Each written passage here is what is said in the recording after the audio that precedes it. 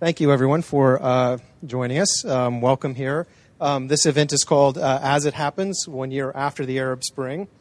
Our guest panelists for this event are with me to my right, Ms. Robin Wright, who is currently a U.S. Institute of Peace Senior Fellow, and Woodrow Wilson International Center Distinguished Scholar. She has previously been a fellow at the Brookings Institution, the Carnegie Endowment for International Peace, and among others, Duke University, Stanford University, and Yale University. Coming to us live via Skype is Rami Khouri, who is usually in Beirut, but I think, Rami, are you not in Beirut as we speak? No, I'm still in Beirut. You are in Beirut, okay. Rami Khouri is the director of the Issam Faris Institute at the American University of Beirut, and he is also a columnist for the Lebanon Daily Star. We're pleased that he would join us here. We have also with us Professor and President Grant Cornwell of the College of Wooster, who is going to be the moderator for the panel. And so I'll turn it over to him in a bit. Let me say that we do want to give those of you in the room a chance to ask questions. And if you have a remote internet-connected device, you can go to the blog, the website that's associated with this event, which is As It Happens, one word, asithappens.spaces.worcester.edu. If you click under Event, you will see a menu comes down that says Live Blog. If you click on that, you can type questions into that. They will be fed to us, and we can bring them into the discussion. If you don't have connectivity on your person, you could sort of quietly go to the back of the room where Nicola Killy is, and there's a computer there where you can type in questions as well, and that will be fed into us that way. And they can do that too. Okay. So with that, I'm going to turn it over to President Grant Cornwell, who will begin moderating our panel. Good. Thank you, John.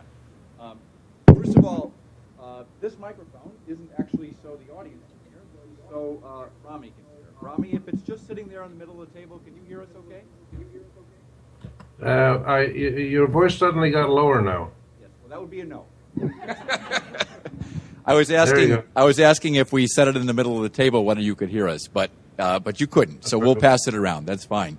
And there are more chairs, folks. If you'd like to come in, there are more chairs, of course, in the front seat, as there always are. But otherwise, you're welcome to be where you are. So I'm going to leap in with the first question to our panelists then. And it is this.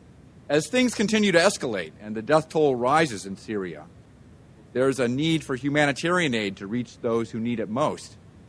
Now, there are proposals for temporary ceasefires and for the creation of humanitarian corridors to help ensure that this aid can get where it's needed. But there's also the suggestion that the success of such proposals is dependent on Russia and Chinese governments to put pressure on Assad regime to make those corridors possible and safe. What are the prospects, then, for an effective humanitarian response without such pressure from China and Russia? And is there much hope that either China or Russia might shift their current stance? Well, first of all, humanitarian aid sounds like the one obvious thing that we might be able to help the Syrian people a year after the beginning of its uprising. Syria is arguably the most important country now going through a transition. And what happens in Syria will have so much impact across the region, not just inside Syria, but because it's the critical spoiler on the Arab-Israeli peace process, because it borders countries that are important, whether it's Turkey as a member of NATO, Jordan, Lebanon. Lebanon is as Rami can tell you, the centerpiece of all the different sects, religious sects in the region. And so Syria really is terribly important. And with CNN reported on the weekend that there may be as many as 9,000 who've died, we're getting to the point that there are more dead than there were in Bosnia. And at some point, these are not just crimes against humanity, that they do become issues of a kind of genocide. But humanitarian aid is not as easy as it sounds. To be able to effectively deliver humanitarian aid, be it medicine, foodstuffs, water, potable water at some point can become an issue. that you have to have corridors that are protected by the military. You have to have delivery methods. Do you airdrop these in? And if you do, does that mean you have planes overflying Syria, which has sovereign rights over its airspace? And it also has an air defense system that might shoot down planes that try to overfly. Clearly, to declare a no-fly zone so that the Syrian Air Force can't go after planes that fly over it, you do have to have the support of the international community. And Russia and China are two of the 5 veto-wielding countries at the United Nations. And they have rejected even a basic resolution. Both vetoed it, that would have at least condemned the regime and paved the way for humanitarian aid. And it's unlikely that we're going to get anything further from them anytime in the very near future. At some point, there may be enough pressure, but the question then becomes how many people have to die before the international community speaks with one voice. So humanitarian aid is the one thing we all think, oh, well, yeah, let's do that at least if we're not going to arm them or whatever. And I'm not suggesting that we should arm them, but I'm saying that even this basic step becomes so complicated that it does end up drawing in military force, military equipment, and foreign nations. And do we at some point have to say, because of the controversy over our deployment and our intervention in Iraq, because we're also still in Afghanistan, another Muslim country, because Iran looms out there, that we want to get drawn in, or the West wants to get drawn in, and appear to be trying to determine what happens in another Arab country or another Muslim country. Rami, do you have a view? Well, I would just add a couple of things only. I think I agree with everything Robin said. The only word I disagree with is the American move in Iraq was not an intervention. It was a largely catastrophic and, we think, criminal invasion, which was completely unwarranted and has turned out to be a complete mess with unbelievable consequences that we're still feeling all over the region today. So it was, there has never been a full reckoning and assessment of what the United States and Great Britain did in Iraq, and that day will have to come one day. But unfortunately, we live in a world in which the United States is such a big power that its actions are often not held accountable in the court of public opinion or against the provisions of international law. But hopefully, we'll live in a better world one day when powers are checked by both law and morality and political force. But I agree with everything else you said, and I think the situation with humanitarian intervention in Syria really comes down to 2 things. The Russian, and the Russians are the leaders on this more than the Chinese, I think. The Russian assessment of how strong the regime is in Syria and how long they can hold on and stay in power, because if it looks like the regime is doomed, then the Russians will pretty quickly change their policy. The other thing is the level of killing and death and suffering in Syria. You know, when 10, 20, 30 people were dying every day, the world was upset but didn't do very much. And then when they got to 50, 60 a day, they started moving, and now it's up to 70, 80, or 90 people dying every day, and there's real concern around the world. So I think if it gets much higher, you will probably see some serious discussion that includes both providing the Syrian opposition, those who want it, with arms and training and logistical support so they can actually inflict some damage against the Syrian government, or at least carve out some zones that they can use.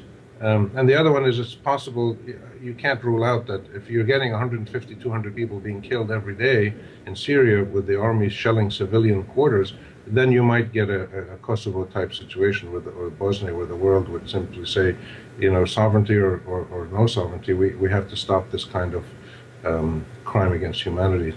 But for the moment, it's not going to happen. The best that can happen is what the International Red Cross did the other day, which is agree to get Syrian government agreement to send a convoy into Homs and to take out some injured people and provide some basic supplies. And maybe that's a route that can be expanded possibly. Let me just add very quickly, I actually agree with Rami about Iraq. I wasn't trying to justify it. I think that, in fact, history will look back on it as the greatest foreign policy mistake the United States has ever made, big time. But I also think that the reason that we were having trouble with Russia and China is not just because Syria is the Russians' only real ally in the region, but also because the whole idea of people power for both countries is worrisome. That China is one of the 5 largest Muslim countries. It has a huge Muslim population in the West. And it also went through Tiananmen Square in 1989. And the whole idea of people power scares them to death. At the beginning of the Tunisian uprising, they actually banned the word jasmine because the Tunisian uprising was called the Jasmine Revolution. They banned that word on the internet. The Russians have their own fears. Here you have an election next month where Vladimir Putin is running for power. And you had yesterday protesters ringing all of Moscow in an attempt to say no to Putin, that the idea of people power worries them. The precedent of allowing people to decide is not something that either regime wants to see happen, not only in Syria, but in their own backyards. So, Rami, it seems like the predominant opinion is that the Assad regime in Syria will fall. I don't know if you share that view, but maybe you want to share your opinion on whether or when. But also, what are the implications for the region broadly if or when Assad falls? And Robin, I want you to comment on this too. And then also for Israel and for the United States. Okay. Let's start with the implications for the region broadly, but then next I'll go to Israel.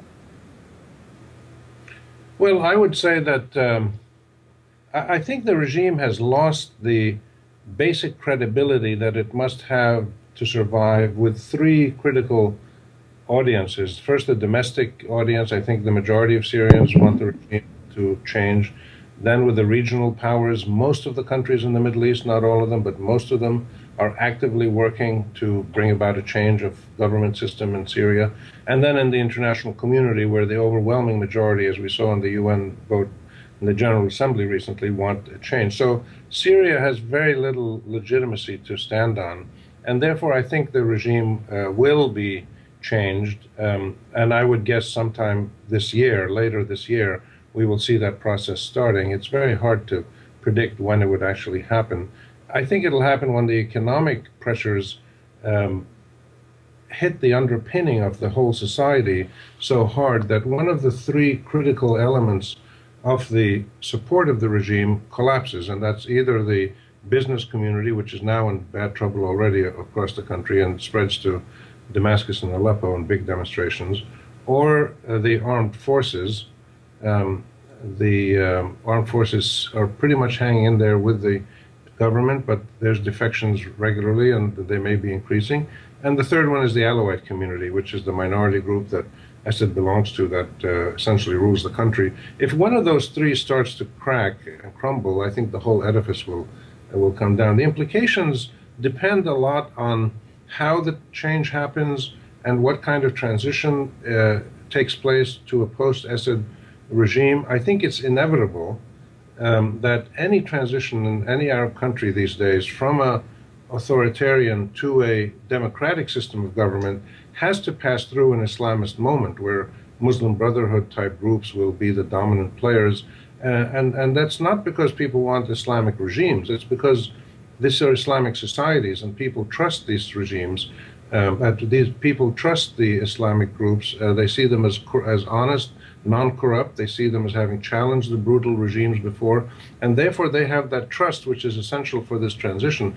But once Islamists gain power, as they've done in Tunisia and Egypt, and you'll see them in other places, they stop being Islamists. They become incumbent governments, and they have to get on with the business of governing. So I think you'll probably see an Islamist tone to a transitional government, but not necessarily as a long-term prospect. And people in the West should not panic at this kind of process. Look at Tunisia today. Tunisia is a great example of a coalition government with a majority, with a plurality by Islamists, the Nahda party, and they're becoming more pragmatic every day as they deal with the realities of creating jobs and providing security and improving education, foreign investment, agriculture, water, all the basic things that governments do. So the implications, I think, for the region will depend on what kind of transition happens in Syria. But I think it's very clear that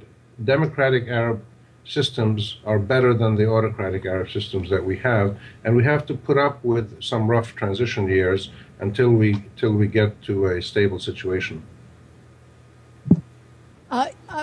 As usual, Rami and I agree on a good bit. I'd add a couple of points. First of all, one of the rules of thumb is if a dictator has 30% support from his population, he's likely to be able to survive, because these are after all, dictatorships. And the question is, are we getting close to that 30%? Syria is a country where you have 10, 12% are an Alawite minority, an offshoot of Shiism. You have 10 to 12% that are Christian. You have 10 to 12% that are, Kurdish. That there are some minorities who actually look toward the regime to protect them, because all the regime and the others are minorities. And so you haven't seen as much of a crack. There's a beginning with the Kurds, a little of the business, not enough. But anyway, so it's really getting to that 30%. Now, the problem with the military is that Syria's military is unlike Libya's or Egypt's. You're talking about 300,000 Syrian forces, and the defectors are estimated to number anywhere from 10 to 25, and I think 25 is probably an exaggeration. And they have very small arms. So when we talk about, we may arm the Syrian opposition, you have to train them on heavy stuff. The Syrian regime has used its gunboats against its own people, artillery, tanks, that getting in the kind of equipment to fight an army and an air force with 300,000 troops, a fairly sophisticated air force, by Middle East standards anyway, is a long-term proposition. I don't think at the end of the day that the opposition can win militarily. That would be something that would be really drawn out and long-term. And I agree with Rami absolutely that this is a moment in the Middle East where across the board, the Islamists are the most viable political opposition, that people want a space that is legitimate and culturally familiar in order to make the transition. And Islam offers the value, as Rami said, the cleanliness. They're not thought to be corrupt. And in many ways, Islam and democracy are today interdependent. Neither one can succeed today without the other. The old argument about Islam and democracy, whether they were compatible, is today obsolete. Today they are living off each other, growing with each other. And they will, I think, during this transition. So we are likely to see as much as a decade or more in which Islamist parties that unfortunately scare people in the United States because there's still the lingering fear of 9/11, are likely to be the dominant force. But they are also likely to be democratic in working with other parties. It will not be one man, one vote, one time, at least in the majority of places. There may be exceptions. And the things that scare me far more are the militias in Libya and some of the wild cards, the military wild cards. The military, frankly, in Egypt, which the United States has supported now for 30 years, billions of dollars, is proving to be far less of an ally in Egypt than the Muslim Brotherhood. Who would have thought that a year ago? Can I just add one quick point? Of course. What Robin said? I think she made a really important point, which is that the old idea that Islam and democracy are incompatible has now proved absolutely wrong. And I think this is a really important moment now for people everywhere in the Middle East, in the United States, in Europe, in Israel, everywhere in the region and around the world, to look back on what were people saying about the Arab world and the Islamic world in the last 20 or 30 years. And almost everything that was taken to be sort of mainstream accepted truths in the United States, especially in political circles in Washington, almost all of it has proved to be 100% wrong. And I think people should look today at the mainstream truths in Washington and the United States and in Europe about Iran, about Arab youth, about women, about any aspect of our societies, and ask openly and honestly, and this is what good educational institutions like yours do, is to ask, to challenge the prevailing truths and say, is this correct? Is there evidence for this? And I think people need to look at the present situation in the Middle East in light of the past and how so wrong were most of the analyses and predictions by lobby groups, by special interest groups, by public politicians, all kinds of groups in the United States in particular. And I think this is a real sobering moment for that kind of analysis. Well, thank you, Rami. Now, the thread of this conversation is going to meander a bit, and we're going to probably leave topics and come back to them. And before we leave Syria, we do have a question from our audience here, which is this.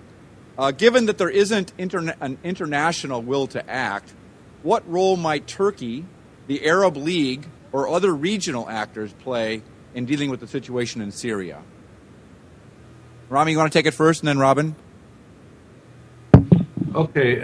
I think one of the really critical historic developments that we're witnessing literally day by day now is the emergence of a series of regional actors and players who had always been there in the region but were somehow dormant, and that includes both at the domestic level and regionally. But if you take it regionally, you have the Saudi Arabians, for instance, and Qatar are both being very dynamic and proactive and doing all kinds of things that they never did before, including sending their armies around. They were in Libya, they were in Bahrain, they're pushing the Arab League, they're leading the diplomatic march against Syria. You have the Turks being very active in the region. The Arab League, a institution that we had thought had long rolled over and died, is suddenly doing things. You have a joint Arab League UN envoy, Kofi Annan, now to Syria. So and then Egypt is slowly coming back. The Tunisians are suddenly playing a role.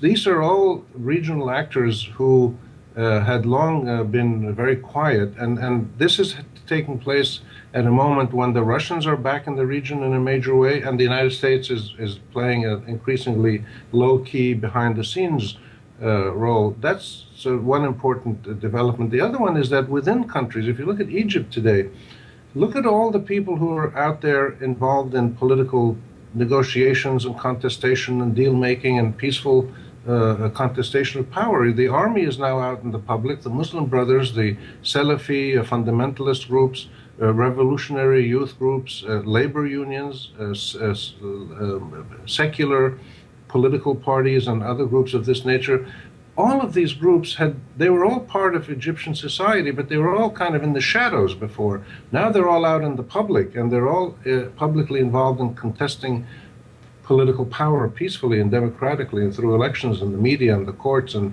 peaceful demonstrations. So there's a whole new set of actors and players out there in the domestic arenas as well as regionally, and this can only be a healthy process. And to absorb this kind of change takes some time. But we're seeing in Syria in particular, you're seeing this major push by regional actors, and the Turks are trying to play a role without provoking the Syrians too much, because they're their neighbors, and the Syrians can cause trouble with the Kurds and and the Alawites and other issues where you have Syrian Turkish overlapping demography and issues like that. So I think this is an extraordinary moment to see all these actors now playing a role. Let me add a couple of things. I think this is an important turning point, that we are seeing the rise of second powers in the world, like Turkey, like Brazil, that are playing a much more important role and that are not taking the dictates of whether it's the Western powers, the old, or from the East, that they are carving out their whole new, their models, their leadership role, and so forth. But I do think there's a real difference between the players in the region and their goals. Turkey is today the most important country in the Islamic world. 57 members of the Islamic Conference Organization, 1.6 billion people Muslims in the world, and Turkey is the most important. It's figured out that way to be both democratic and Islamic.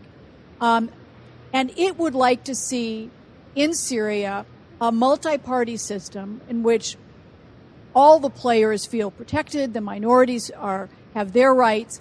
Whereas I think Saudi Arabia is very much looking for a different model. This is, I think, many in the Arab League responded not because of their own altruism, but because they saw what was happening on their own streets, and that this was a response. This was reactive.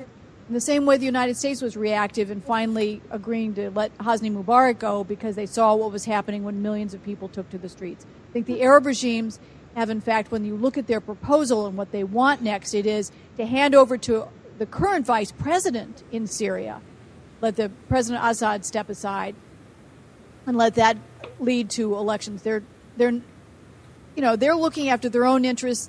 They want a kind of a Sunni vision. They want Sunni power. They define the region in kind of more sectarian terms, not in terms of secular power. So when we look at these regional players, we need to understand they do not speak with one voice, that there is enormous diversity in the Islamic world today, very different goals, some sectarian and some secular, and that this is, diversity is a great thing, but we're not always going to agree with what some of them want next. Why don't we shift to a different set of relations or different set of tensions, and let's talk about Iran and Israel here and the United States and how that plays in.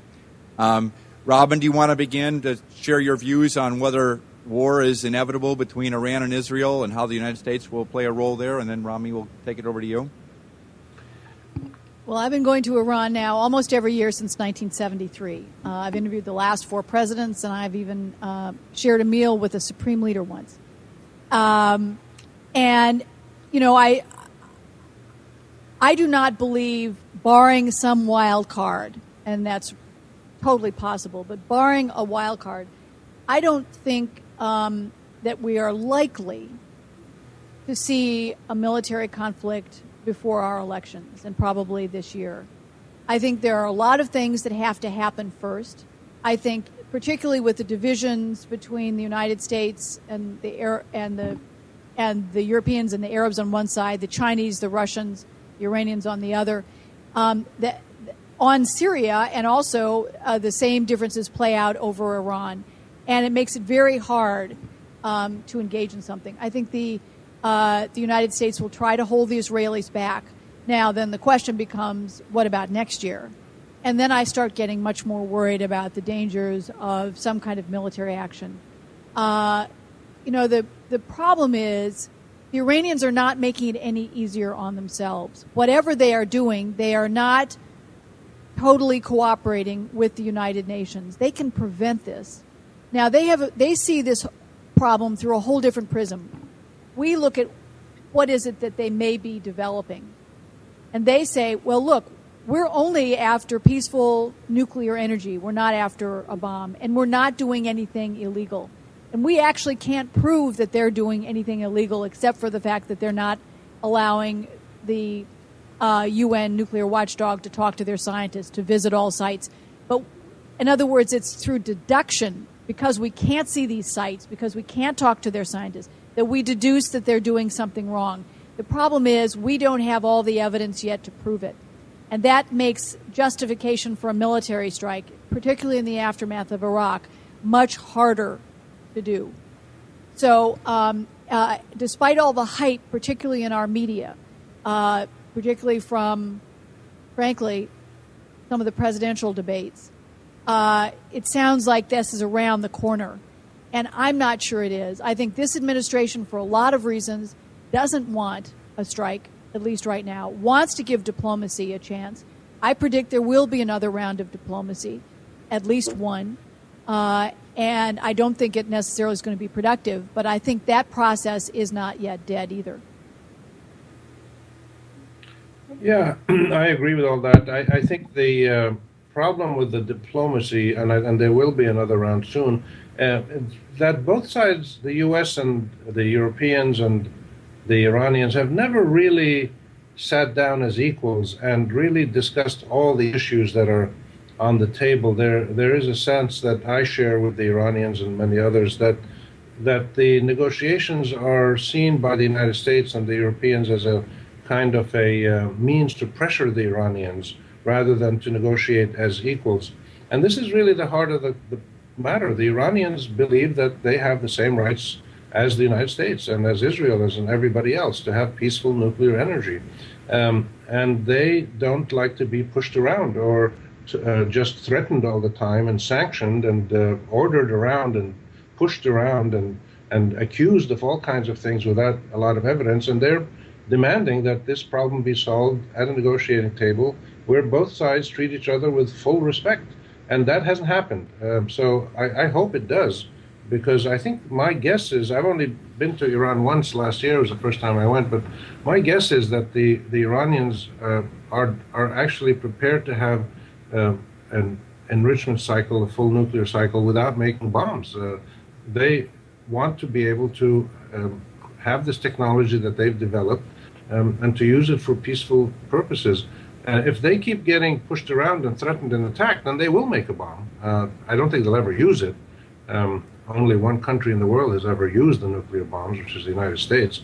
But I don't think the Iranians would ever use a nuclear bomb. But so it's not really about having a bomb to attack anybody. It's about being treated with respect. And this is something the United States, I think, still has a hard time doing with Iran. I just want to add one thing. I think there's a great diversity of opinion in Iran. I don't think they've made the decision whether to make a bomb. There are actually 3 different steps to make a nuclear weapon. And there's only one part that we have focused on particularly, and that's something called uranium enrichment, which is the fuel for a nuclear weapon. They do have missiles, so they do have the delivery system, but they can't marry the two. That's the 3rd step.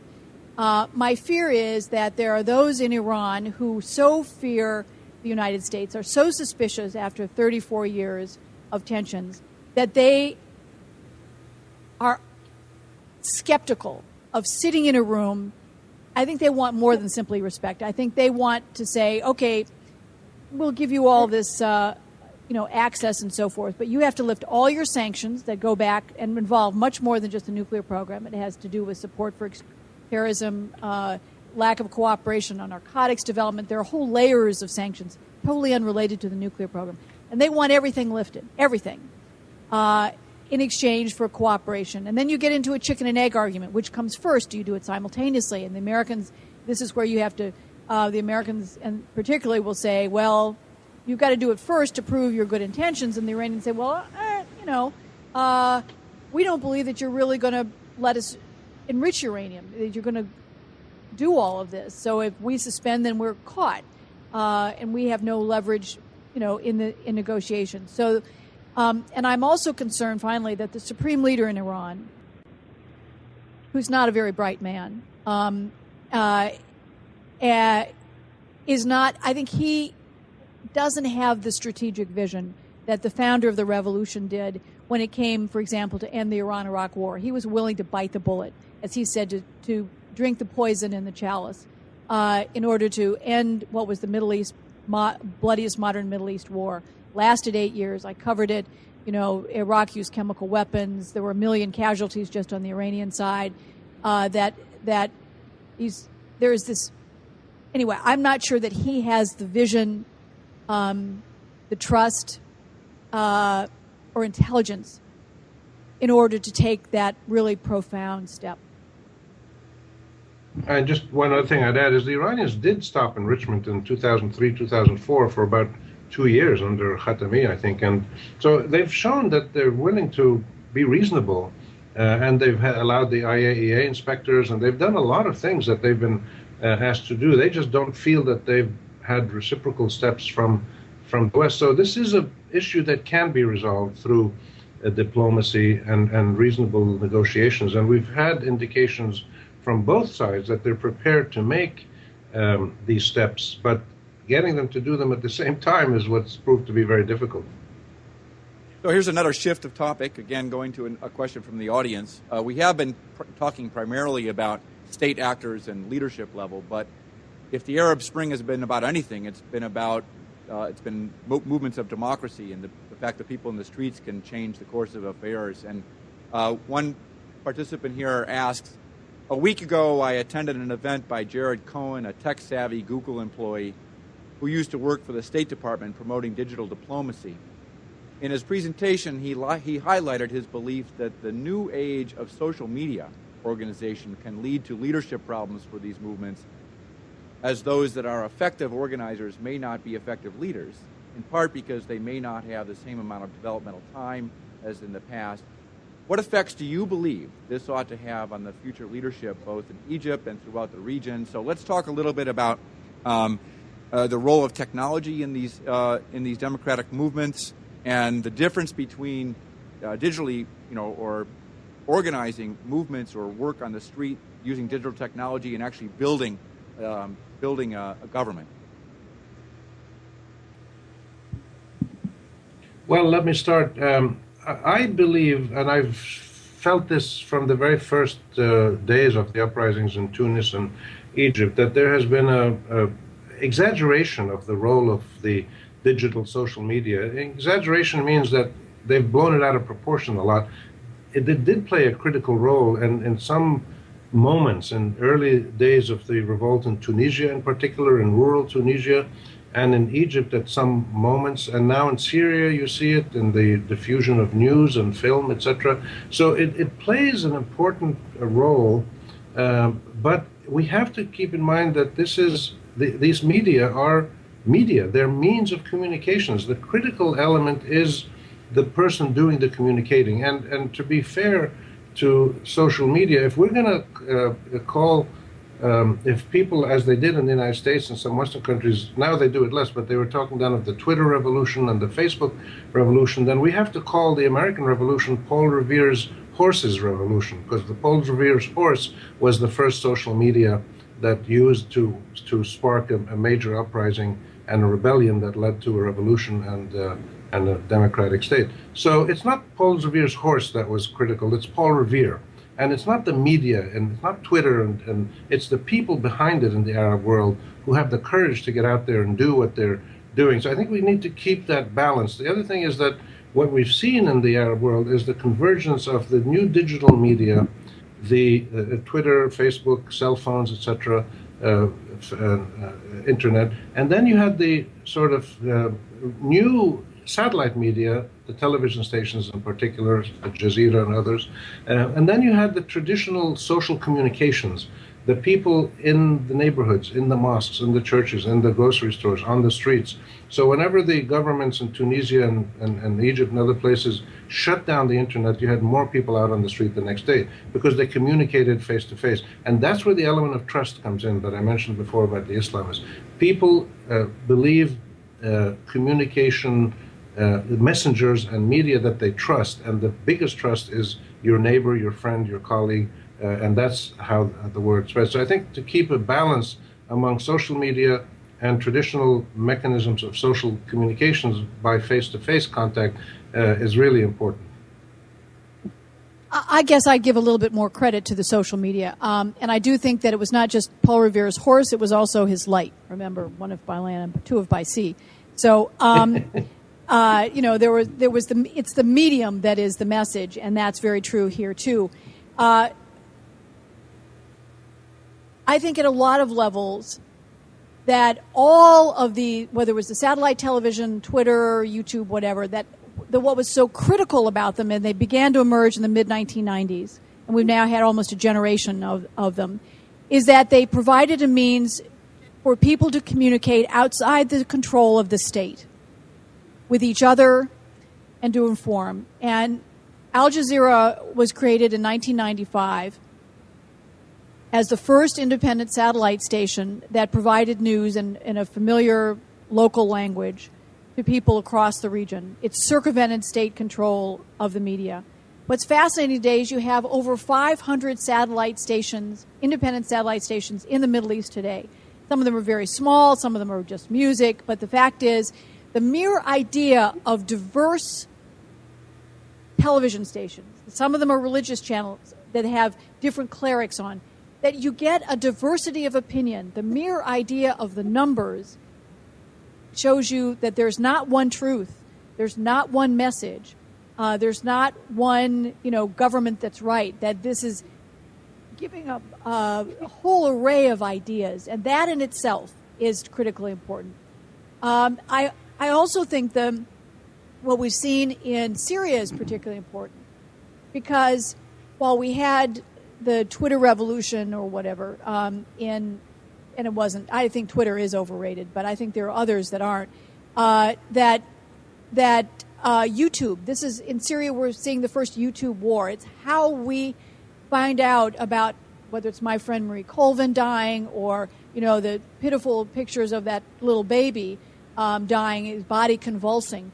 That this is how the repugnance against this war has been demonstrated to the outside world. I lived in Beirut during in 1982 when the current president's father engaged in a slaughter in a city called Hama of what is widely believed to be up to 25,000 people. And it played out not in a year, but in a matter of a couple of weeks. And I mean, the bloodshed was just extraordinary. And that message took a long time to get to the outside world because there were no pictures, and we never did get pictures of Hama. And nothing happened. The father ruled for another basically 20 years, 18 years. So when we talk about the role of the social media, Rami and I both agree that Bashar al-Assad, the president of Syria, will not survive and probably won't survive this year or another year. That's how important the role of the social media is, all kinds of it. So here's what I'm going to do. I'm going to ask one more question in a second, but after that, I'm going to open it to the audience to actually ask questions in person, if you like. So the last question I'd like to ask now, though, we've been talking about state actors and democracy movements, the role of digital technology, social media in those movements.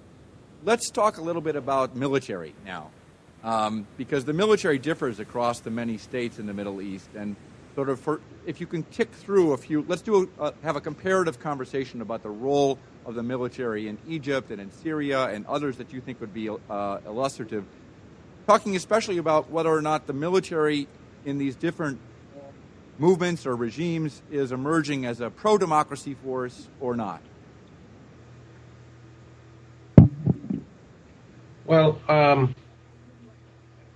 the role of the military is evolving in different ways in different countries, and the status of the military and the many different groups that form the security services, the armed forces, the special forces, the mukhabarat, the intelligence, the secret police, the normal police.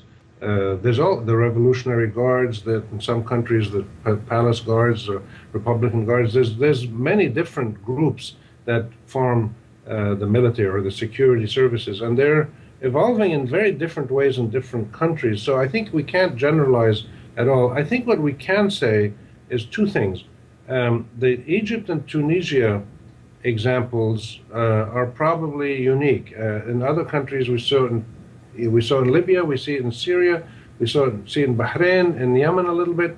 They play a different role. They will get involved in the fighting, and so it's likely that we will have a range of different roles that the military plays. In some countries, like Tunisia, they stay in the background. They don't get involved in politics very much at all. But in Egypt, they're a direct player. They're running the country in a transitional moment, and they will negotiate how that transition happens. When they mostly go back to the barracks, they will still have an influence in politics. And I think the critical element for the success of democratic transitions in the Arab countries is ultimately, after some years, to have civilian oversight over the military and the security services. It's one of the keys for the success of Turkey, that the civilians have gradually taken control or have oversight over the military. And this is really, really important.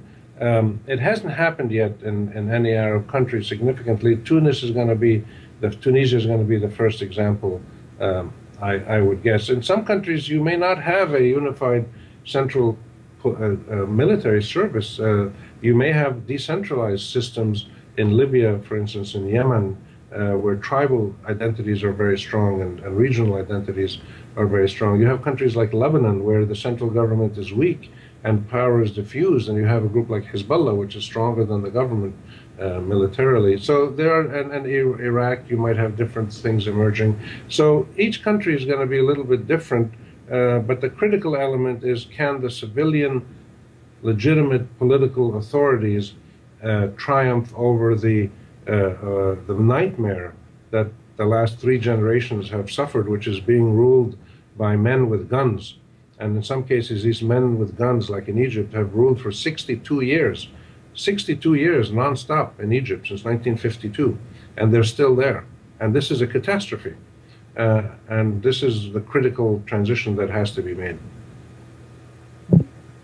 I agree. A couple of things. Egypt is a really important example of what can go wrong with the military. This is a country, as Rami rightly pointed out, that all the presidents since the 1952 revolution against the monarchy have been from the military. And the reason the military was willing to oust Hosni Mubarak had less to do with any altruistic sense that, oh, the people are right, but they didn't want Hosni Mubarak's son, who was not a military man, to rule. They didn't want the political system to be diverted so it became a dynasty. They wanted another military guy or friend of the military in power.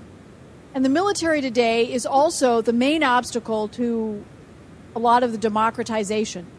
And it's in part because not only are they the military, but because they have their tentacles into whether it's ultimate veto power behind the scenes on legislation, on a lot of key foreign policy decisions, including peace with Israel, and they control up to 30% of the Egyptian economy, directly or indirectly, including through control, through allies and so forth, of large tracts of land. And they don't want, they're due to hand over power politically to a newly elected president, newly elected government, sometime, whether it's June or July, sometime this summer. And there's a great fear in Cairo today that they won't hand over power. They may on paper, but they want to protect their privilege. And to protect their privilege and their economic perks, they have to have control over power. And this is a real danger long term. And one of the interesting things, I was in Egypt last month, and the protests have turned against the military. You've seen kind of 3 waves of opposition of this uprising in Egypt. The first was against Hosni Mubarak in January and February last year. Then you had October, November, December, this escalating violence between the military and the protesters when people went back to Tahrir Square in the middle of Cairo. And now you see people challenging the military to get out.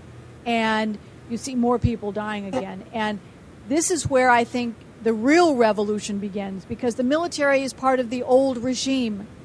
And people are now saying we want to get rid not just of Hosni Mubarak, but the whole structure, the type of government. And that's one reason the Islamists are so popular, because they are seen as a tangible, a viable alternative to the old guys who include Hosni Mubarak and the military. So, audience, you have a question that you'd like to pose? Yes. Are the Israelis and the Palestinians ever going to figure out the throwing stones?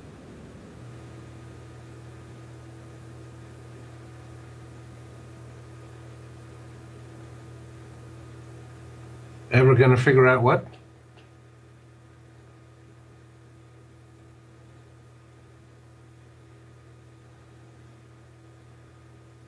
I can't hear you.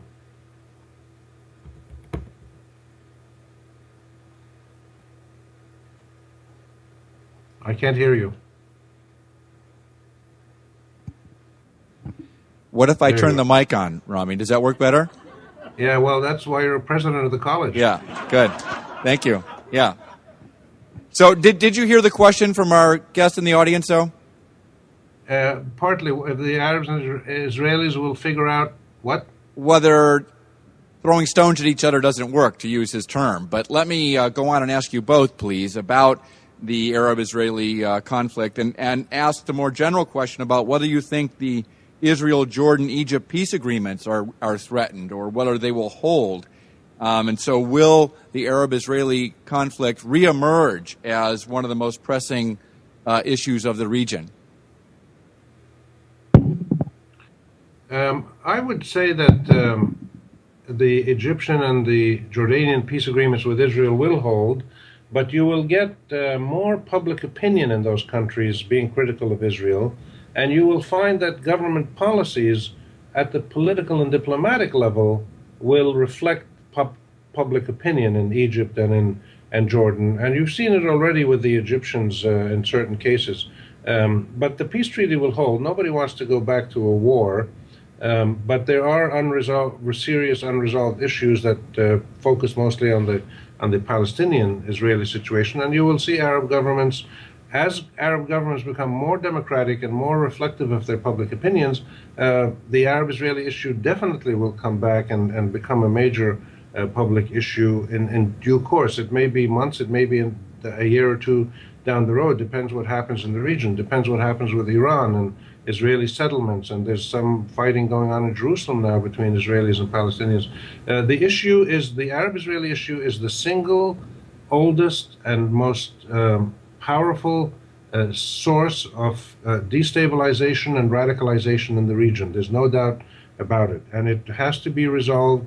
I believe it can be resolved peacefully to the satisfaction of the Israelis and the Palestinians and the other Arabs. The Syrians still have occupied land, and the Lebanese a bit. So I think there can be a peaceful resolution. There's no way it's going to happen with the existing leaderships in Israel or in Palestine for various reasons. Neither of these existing leaderships now will sign a peace agreement. But I think it will have public opinion in both Palestine and Israel is more pragmatic, is more reasonable than the leaderships are. So we just have to keep pushing at this, and hopefully the emergence of democratic Arab countries where public opinion is more clear will allow the Arabs to get more involved in this in a positive way. And the Arab peace plan, the expression of a willingness to live with Israel, if Israel lives with a Palestinian state, that peace plan is still on the table as far as we can tell. Nobody has asked to repudiate it or anything. So we have to hope for better leadership in the region, as well as more constructive engagement from abroad. One of the great tragedies of the Arab-Israeli conflict is that we have all known for over a decade what the solution is.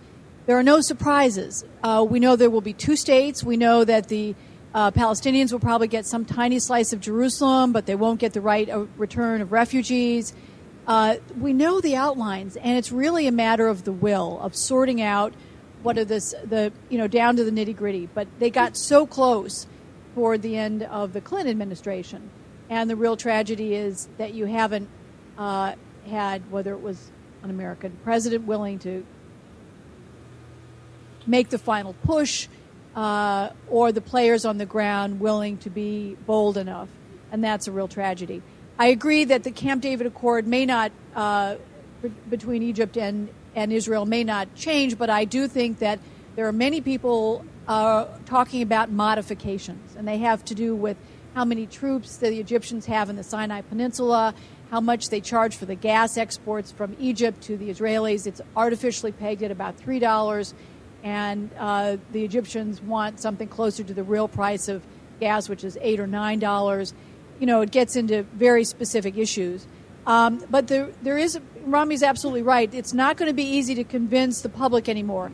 In the past, we had it really easy because we dealt with one person who, whether it was the king of Jordan or the president of Egypt, who made ultimately these decisions. And now as we're moving to democracy, you have to please and satisfy a diverse range of constituents.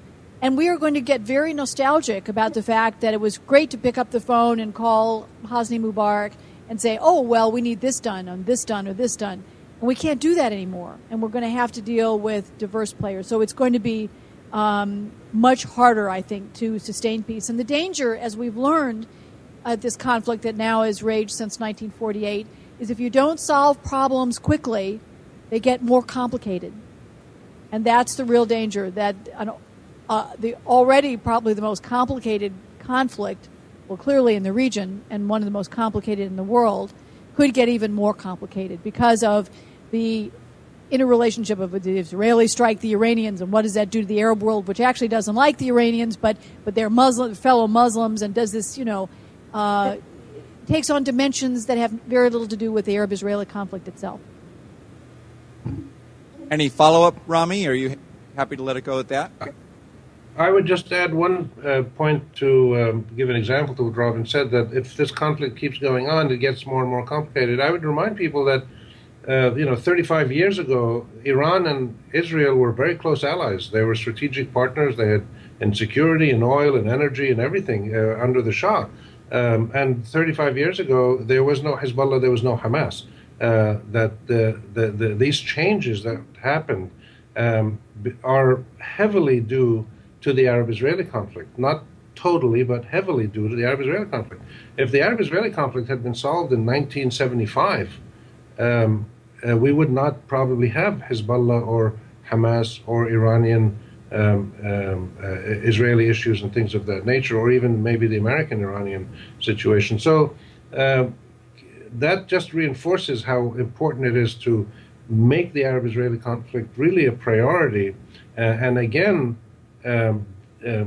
don't settle for the advice you're getting from many of the pro-Israeli groups in Washington, and in some cases, Christian fundamentalist groups and different lobbies all over the place in the U.S. that are giving the United States government really lousy advice. And that's been the case over the last 30, 40 years. Don't necessarily take the advice of the Arabs either. Listen to some really neutral, knowledgeable people who know the situation and have a better policy based on better analysis than has been the case for the last 30 years or so. Thank you. Other questions from the audience? Yes, please. I'll pass this around so Rami can hear you. So going back to Syria, I would like to ask, how much does geopolitics play into the issue? Because strategically, this is a nation that sits between Israel, Iran, Iraq. And historically, this is also a nation that has sided with Hariri, Lebanon, and right now, Iraq. So again, to go back to the present issue, this is kind of becoming less and less going into the humanitarian angle and more going into great power politics. So going back to my question, how much does geopolitics play into this situation? Robin, do you want to start that one? No. Rami, it's over to you. Oh, thanks, Robin. Well, I think what you have in Syria is three things happening at once. You have the local rebellion by many Syrians, I think a majority, against their government. They want to have a more tolerant, democratic, accountable, humane government system. Then you have the regional contestation that's going on with the Iranians and the Saudis and the other parties in the region, the different groups in the region.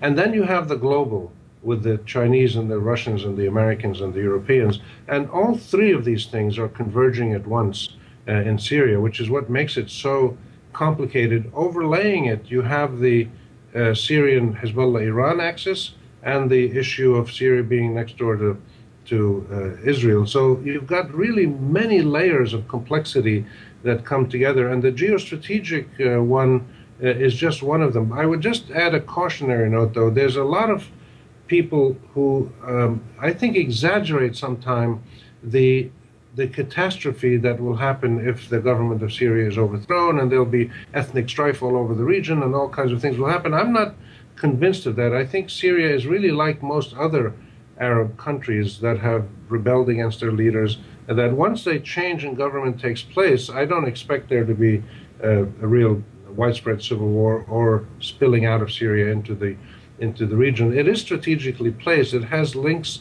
The reason Syria is so powerful and important is it is linked to every conflict and every major player in the region. Arab, Iranian, Israeli, Turkish, American, Saudi, everything. They're all there.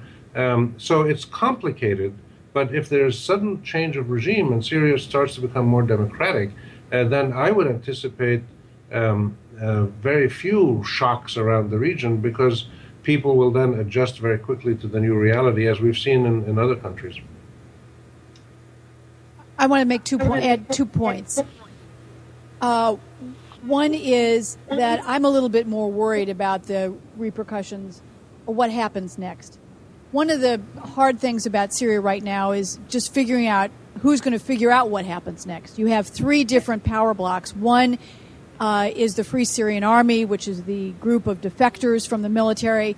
One is the Syrian National Council, which is a group predominantly of exiles who live outside the country, and their ties to actually knowing what's going on inside the country or coordinating are pretty flimsy.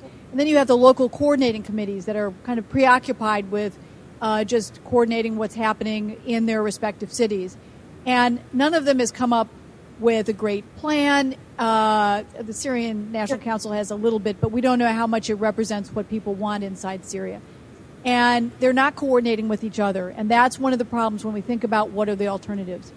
The greater danger when we think about what happens next is also this whole element of revenge, that it may not be a civil war, but there may be groups, the Sunnis particularly, who make up the majority after all these years of domination by the Alawites, after being massacred, 25,000 in Hama alone, but extraordinary torture and human rights violations generally, that people want to have their say, to take out their anger, their frustration for losing loved ones. And so that it may not be a civil war, but it could be, not the kind of pristine human rights, great democracy that we all hope. And again, the lesson is the longer these go on, the greater the desire for bloodshed. Remember that people are losing their loved ones every day now.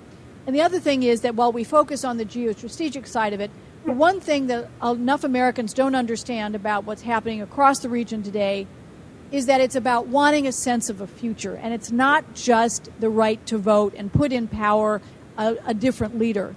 It is about creating, and this is where you hear these words, social justice and dignity over and over and over among the people the protesters. Bless you. It's about jobs.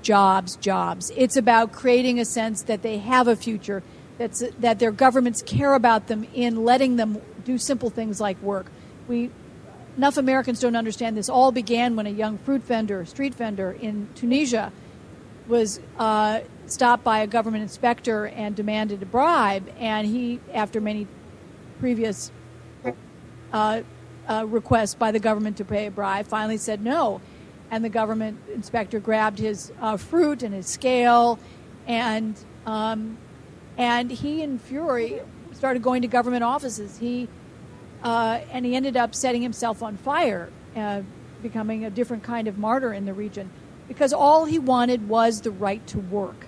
So when we talk about rights, it's not just electoral rights. It extends to a far broader range of rights that affect daily life in ways that extend, not just the right to vote every 4 years. Yeah, let me just add one Please. more thing to that, to even more detail to what Robin said, which is so important for people to understand. She's talking about Mohamed Bouazizi, the Tunisian fellow who set himself on fire, and he encapsulates all of the grievances that drive so many of these revolts and revolutions and uprisings around the Arab world. And it was the two sides to understand why this is going on and why people in places like Bahrain and Yemen and Syria keep fighting and going out to the streets knowing that their chances of being killed are probably 30-40%, very high chances of being killed, but they still go out. Because Mohamed Bouazizi had two things happen to him within a span of a few hours. The police lady who overturned his cart and took his scale and prevented him from making a living and degraded him in that way. And then when he went to the governor's office to get a redress of grievance, nobody would talk to him. The two representatives of his government, the police lady and the governor's office, both treated him like dirt. And this represents the two critical dimensions of indignities that ordinary people feel in their hundreds of millions across the Arab world. Has 350 million people. 200-300 million of them feel these indignities at the material level of making a living, having decent health care, education, housing, roads, and at the level of the intangibles of life, of feeling that you're a citizen, you have rights, people should treat you with respect, that you have a mechanism to seek justice. And both these levels, Bouazizi, within a span of a few hours, was brutalized by his own government. It wasn't a foreign occupier or colonizer or army, his own government. And it's so critical to understand those two dimensions across the region to really feel what was going on, what is going on in these revolts. Well, then let me just follow that up and ask you both whether you think that there is still a sense of optimism and the possibility of democratic reform, or is there growing frustration and despair that this is really not going to yield a good outcome? I think there is frustration and optimism at the same time. People understand that these transitions take time, and they're transitioning from really brutal regimes, in some cases, police states, and corrupt regimes that really rob the country blind in many cases. And therefore, the transition now, not only in political terms, but just in basic economic terms, providing jobs for people, clean water, decent housing, the very basic needs of life, these are huge challenges. And people are constantly balancing the material needs with the intangibles. That if they have a sense of justice, Robin mentioned the critically important point, which I think is absolutely central to understanding these revolts across the Arab region, which is the issue of social justice. That people want democracy, but more than democracy, they want social justice. They want to feel that they are treated decently, that they have fundamental rights, that they have a chance of applying those or achieving those rights and enjoying them in their daily life, and that their kids may have a decent life. And they're willing to make a balance between material needs and intangible rights issues. And so if they feel that the system is more political and democratic and accountable and participatory and transparent and non-corrupt, if those things are happening, they can wait a little bit longer to get a job or to get a higher pay, as long as they have a balance between those two things. So if somebody in the family has a job and brings them money, somebody else is unemployed, but they feel that there's a justice system that they can go to if they're mistreated, or they can vote, or they turn on the TV and they get real news and not propaganda from their own government. That balance between those two sides of their lives is what people are juggling every day now. And therefore, this transition is complex and will take a lot of time. And there's a lot of people now scrambling for power that were never out in the public arena before. So this is really, really complicated, and we should understand that this process takes decades. It took several centuries in Europe and North America. In Europe, it took 500 years to get from the Magna Carta to the French Revolution, and then it took another 150 years for women to get the vote, and in the United States for black people to get the vote, and things of that nature. So I think we should realize that we're talking about at least a 10-year process for the initial stabilization of these political systems. Many of them will be democratic and some of them won't be. And I think we have to bear that in mind. They're not all going to be functioning democracies. Yeah, I've covered the Middle East now since 1973. I've done all 6 wars. And, people often say, do you see the glass half full or the glass half empty? And I always ask if there's really any water in the glass at all. I'm that usually pessimistic. But I actually am, for the first time, kind of optimistic about what happens in the very long term. I think we've crossed a threshold in the region, and that we can't isolate what's happening in the region from the broader historical shifts that have happened everywhere else in the world over the last quarter century, with the demise of communism in Eastern Europe, the end of apartheid and minority rule in Africa, the collapse of military dictatorships in Latin America. And Rami's absolutely right about the time that this takes. Remember, a generation ago, the Soviet Union collapsed. But today, next month, in fact, you have an election in which Vladimir Putin, a former communist, a former KGB spy chief, is running yet again to be president and could stay in power until 2024. I also covered South Africa in 1976. I was in Soweto the day it blew up. It marked the first black mass uprising. And I went back 15 years later to watch Nelson Mandela walk to freedom. And yet the majority of blacks in South Africa live worse off today than they did on the day that Mandela walked to freedom. The average lifespan when he walked to freedom was 60 years. Today, the average lifespan is 41 years. We're talking about really tangible differences. Change takes a long time, and we should have no illusions that 18 days to bring down Hosni Mubarak means that you flick a switch and it's over, or 30 days to bring down President Ben Ali in Tunisia. That all of this is going to take years and years, a generation or more, and that we need to be a part of it. That we, not in kind of telling them how to write their constitutions or backing any of the parties, we need to step back politically. But we can help them with whether it's technology, private investment, or aid in helping create jobs. And in that sense, giving people that sense of dignity, addressing the basic issues that affect their daily life.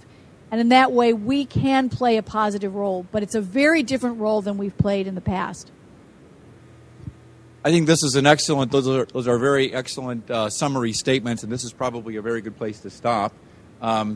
I'd like to make one announcement, and that is that since it's 5:45, there are now falafels in Friedlander. There, I said that. I got it all out there straight. So let me ask you to thank our participants here, Rami Khoury and Robin Wright, for an excellent conversation. Thank you.